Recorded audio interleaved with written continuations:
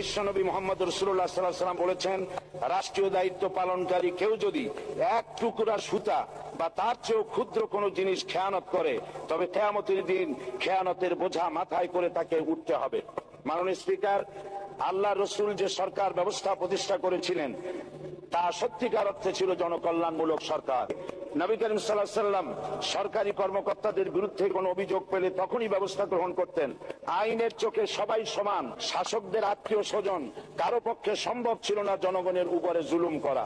খলিফা ওমর রাদিয়াল্লাহু তাআলা আনহুর এক ছেলে অপরাধী প্রমাণিত হলে সে দণ্ডভোগ থেকে রেহাই পায়নি, এমনকি এতে তার মৃত্যুদণ্ড হয়েছিল। আবার খলিফা নিজেকে আইনের ঊর্ধ্বে মনে করতেন না, তাই বর্ম চুরির ঘটনা আলী রাদিয়াল্লাহু তাআলা আনহু কাজীর দরবারে সাধারণ ফরিয়াদির মতো উপস্থিত হন। নিজের ছেলে ও চাকরের সাক্ষী যথেষ্ট না হয় কাজী খলিফার বিপক্ষে রায় দেন। এখানে বিচার বিভাগ ছিল সম্পূর্ণ স্বাধীন এবং শাসন বিভাগের নিকট তার কোনো দায়বদ্ধতা ছিল না। মাথায় আটার বোঝা বহন করে নিয়ে চললেন আর বলে গেলেন, মানুষ কেন, ফোরাতের কূলে যদি একটি কুকুরও না খেয়ে মারা যায়, তবে এই ওমর রাদিয়াল্লাহু তাআলা আনহুকে কিয়ামতের দিন আল্লাহর দরবারে জবাবদিহি করতে হবে।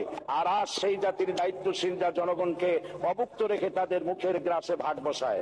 জনগণ তাদের নিকট উপস্থিত হলে মনে হয় যেন গোলাম প্রভুর দরবারে উপস্থিত হয়েছে, আর অহেতুক উৎকোচ দাবি করে তাদের উপর জুলুম করতে